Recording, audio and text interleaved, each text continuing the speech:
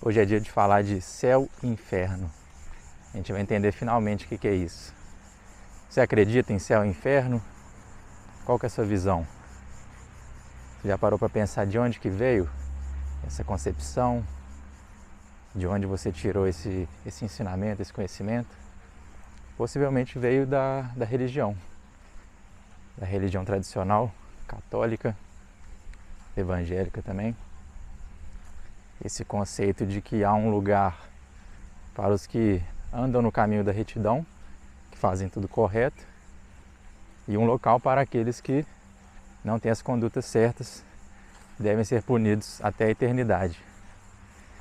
Estou fazendo esse vídeo porque recentemente eu vi um vídeo de um comediante chamado George Carlin, e ele faz uma sátira, uma crítica a essa crença, né, do Deus onipotente, onipresente, onisciente, e ele fala o seguinte, que o Deus ele tem todos esses poderes, toda essa capacidade, e ele fala que você vai ficar fadado à eternidade no inferno.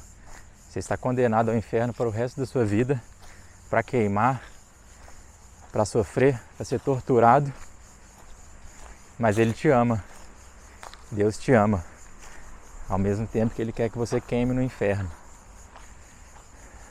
Você acha que faz sentido isso? Eu vou colocar o vídeo aí para você ver e a gente continua.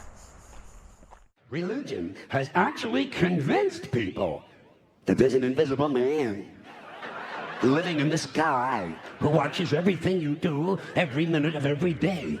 And the invisible man has a special list of 10 things he does not want you to do. And if you do any of these 10 things, he has a special place full of fire and smoke and burning and torture and anguish where he will send you to live and suffer and burn and choke and scream and cry forever and ever till the end of time. But he loves you. He loves you and he needs money. Então isso é uma coisa que eu sempre questionei. Eu nunca aceitei muito a religião na minha vida. Cresci em lar católico, frequentei, fiz catecismo, primeira comunhão, todos os procedimentos padrão da igreja católica. Também tive a oportunidade depois de frequentar a igreja evangélica ainda na adolescência, mas nada daquilo me tragava, assim, nada daquilo me tocava o coração de verdade. Era mais como uma imposição, uma obrigação. E tudo que é obrigado, que não vem de dentro e não vem do coração, não é uma coisa genuína, não é legal. A gente tem que esperar essa coisa realmente florescer, vir de dentro, essa abertura, e aí sim a gente se conecta. Então desde sempre, essa ideia de céu e inferno para mim sempre foi uma grande piada, até um meio de controle, né? Eu enxergava como um meio de controle das religiões, colocando a culpa, porque a gente já nasce com a culpa, né? Eu acabei de nascer, eu já sou um pecador e eu estou aqui para pagar todos esses erros que eu cometi. E se a gente for analisar mais profundamente, esses conceitos eles fazem sentido, mas não do jeito que foi ensinado e não do sentido literal que é passado. Porque se a gente pega a Bíblia e for ler ela simplesmente no literal, a interpretação vai sair completamente errada. E o que eu uso atualmente, a minha concepção de céu e inferno, que me ajudou a realmente entender e eu colocar em prática na minha vida, não agir mais no medo, mas na vontade genuína de ser um ser humano melhor, de querer o bem dos outros, querer o meu bem, desenvolver o amor próprio, consequentemente amar aos outros. Então, o conceito que eu vejo de céu e inferno é a nossa própria mente. Até essa foto da capa representa isso. A todo momento a gente está brigando contra esses dois seres ilusórios e imaginários. Um ser da luz e um ser das trevas.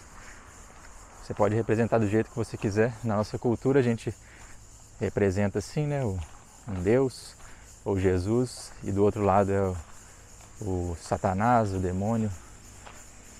Mas para analisar um pouco na sua vida. O que seriam essas duas polaridades? É o nosso próprio pensamento, a nossa própria escolha. Quando você está passando por alguma situação, algum dilema na vida, você tem uma escolha. Você vai para a direita ou vai para a esquerda. O que você escolhe? Tem alguma situação que você pode agir com justiça, mas você acaba cedendo. Tem hora que você peca pelo excesso e você acaba machucando outras pessoas. Tem outro momento que você vai se omitir também. Você vai ficar com medo, não vai agir do jeito que deveria agir e prejudica também pessoas com essa atitude. E isso está totalmente ligado com as virtudes de Aristóteles, se você já teve a oportunidade de estudar sobre. E no caso, eu vou até deixar a tabela aí na descrição, vocês podem olhar.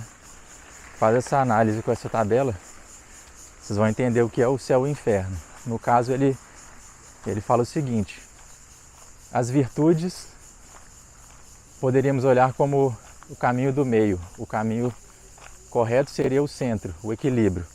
E a gente pode pecar tanto pelo excesso quanto pela carência, o vício por excesso e o vício por deficiência. E basicamente é isso. Quando eu saio desse meu centro, quando eu vou agir às vezes com um excesso, por exemplo, eu tenho que lidar com uma situação que eu devo ser justo, igual eu dei o exemplo. Tem que colocar na medida certa, falar com a pessoa que esse é o caminho, é assim que deve ser feito, com respeito, com carinho, com amor, e a pessoa vai entender. Agora, se eu vou agir por excesso, meu ego já se eleva, eu ajo com arrogância, eu começo a pisar na pessoa, eu faço uma crítica muito forte, começo a humilhar a pessoa. Esse seria o excesso. E o que seria a deficiência? Eu vejo que a pessoa errou, eu não vou fazer nada, eu vou ficar com medo de falar com a pessoa porque ela pode ficar com raiva de mim, não vai gostar e eu vou me omitir. Então tem vários exemplos de excessos e carências que a gente vê na nossa vida e você tem que refletir. É a ferramenta que eu mais uso hoje em dia. Você não precisa ter esses conceitos muito elaborados.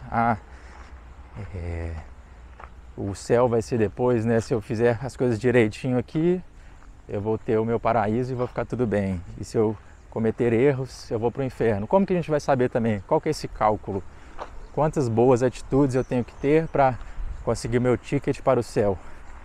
E quantos erros eu tenho que cometer para ser escolhido para o inferno? Eu quero, se você souber de alguém que tem essa resposta, essa tabela, manda para mim que eu vou gostar de saber. Mas como a gente não tem essa resposta, o que resta para nós? Seguir a nossa intuição, seguir o nosso coração, seguir os ensinamentos dos mestres, o nosso eu superior. Não tem outro caminho. Pega o exemplo de Jesus, por exemplo, se espelhe nele, seja a cópia do Cristo, você vai ver tudo acontecendo maravilhosamente bem na sua vida. Mas o que acontece? A gente briga contra isso. A gente não gosta de seguir nesse caminho da retidão, do caminho correto. A gente quer a rebeldia, a gente quer ir a favor dos instintos, dos desejos, prazeres momentâneos, recompensa imediata, né? É um tema muito atual, esses prazeres imediatos. Eu tenho que saciar o meu paladar, as minhas vontades, porque eu posso morrer amanhã, eu tenho que aproveitar agora e comer tudo que eu quero, tenho que usar redes sociais sem ficar pensando muito, porque é o meu prazer, é a minha diversão. E nisso a gente vai se enganando. Tudo também com esse outro medo, né? O medo da morte, a urgência, o desespero de aproveitar tudo para ontem, né? Que gera mais ansiedade. Outro conceito, né? A gente sabe o que vai ter depois da morte. Você possivelmente está com esse conceito, né? De que vai para o purgatório ou vai para o céu, vai poder finalmente descansar, não vai ter que trabalhar mais, né? Todo dia você tem que acordar cedo aí, trabalhar, estudar, chato demais. E talvez lá, né? Quando você fizer a passagem, você vai entrar de férias eterno, de férias no céu ou no inferno. Não deve ser legal não, né? Férias no inferno é sofrido, no sol escaldante. Então a reflexão que eu queria deixar é que a gente converta essa ideia de céu e inferno, aplique no nosso dia a dia, coloque em prática mesmo, sem ficar fantasiando demais, sem ficar teorizando. Porque que adianta a gente teorizar, sendo que a gente não tem esse acesso, né? Quando que a gente vai garantir que vai ter uma informação verdadeira, que veio das dimensões superiores, que é realmente confiável, fidedigna? Até as escrituras sagradas você não sabe. Teve interferência humana. Pega a Bíblia, por exemplo. Você acha que ela está totalmente original? Ou teve a mão do homem? Já tem, na história tem a comprovação de que foi alterado. A igreja alterou, baseado nos interesses próprios. A igreja se aliou a governos em determinadas épocas e até hoje está aliada, né? Obviamente. E ela vai fazendo esses moldes, essas alterações de acordo com o interesse para se permanecer no poder. Então teve até uma época que era falado em reencarnação na Igreja Católica, de que haveriam vidas após a morte, que você renasceria aqui na Terra também, em outros corpos. Mas um dos governantes, acho que era a esposa ou a parente de algum dos governantes lá, não gostava dessa ideia, ela tinha medo de falar de reencarnação, de espíritos, e simplesmente falaram, olha, tira isso da Bíblia, eu não quero saber desse assunto de reencarnação, outras vidas, e vai ser desse jeito porque eu quero, assim. Olha aí o egoísmo. O que o impacto de um ego pode fazer em toda a humanidade? Quantos católicos tem no planeta hoje? Bilhões. E aí em algum momento da história a pessoa falou, eu não quero saber disso, não quero saber de espíritos, não quero saber de reencarnação, e muda totalmente a história. Claro que outras religiões, né, outras filosofias abordam isso de forma aberta, né? Você pode olhar aí, o próprio Espiritismo, né, que chegou mais recentemente, ele fala isso de forma clara, e também outras religiões mais antigas, né, o hinduísmo, outras religiões orientais também abordam isso. Então o que a gente tem que parar para analisar qual cultura eu nasci. Nós nascemos aqui no Brasil, talvez você nasceu em Portugal, né, ou Moçambique, Angola, outros países de língua portuguesa, ou até em outros países também, né, mas também conhece o português. Mas falando do Brasil, você nasceu numa pátria predominantemente católica e evangélica. E quais as crenças que você recebeu? Essas doutrinas que eles falam, céu e inferno, tem um Criador lá em cima, um Deus todo-poderoso. As pessoas até falam, né? Ah, o Papai do Céu está lá em cima, o Papai do Céu vai me ajudar. Só de você falar pai ou papai já mostra a infantilidade, o nível de consciência que a gente se encontra e como a gente enxerga esses seres. Você falar que é um pai, você está colocando ele como um humano, um ser inferior. Você acha que um humano vai comparar o Criador com um humano? Então quando a gente coloca esses termos, esse é o perigo de usar esses termos. A gente diminui o valor, a gente tenta quantificar, qualificar o que seria esse ser. E na verdade não seria um ser, né? Ele é um todo. Quanto mais distante a gente estiver das palavras aqui da Terra, a gente consegue definir ele melhor.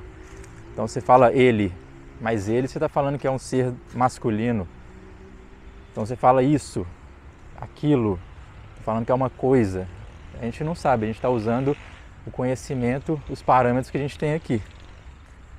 Então o melhor jeito de falar o nome dele é assim: o silêncio. O silêncio é o Criador. Nada mais. O resto são apenas tentativas de aproximar do que ele é, do que ele representa. Então é isso, a reflexão é essa. Reflita sobre a cultura que você nasceu. Você poderia ter nascido na Índia, seria hinduísta. Você teria outra religião completamente diferente. Você acreditaria em Krishna. Você nasceu no Japão, na China, você poderia acreditar em Buda. Porque o seu Deus, o seu Criador é o verdadeiro e não Krishna e não Buda.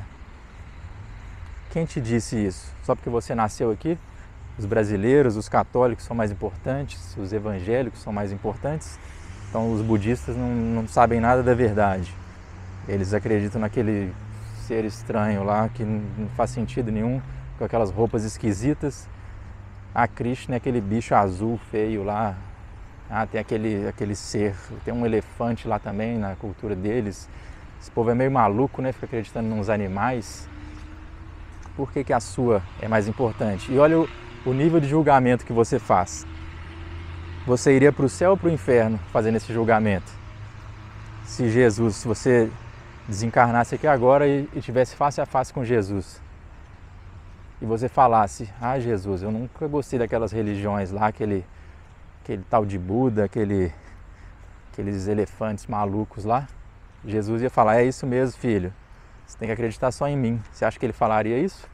Ou ele abraçaria todas as religiões, todos os credos? Reflita um pouquinho aí. Você agora iria para o céu ou para o inferno? Pensa um pouco, mas usa a sua consciência do momento. Não pensa no pós. Pensa agora no seu céu e no seu inferno de hoje, 2025. Para onde você vai agora com a sua mente? Sua mente está te levando para o céu ou para o inferno?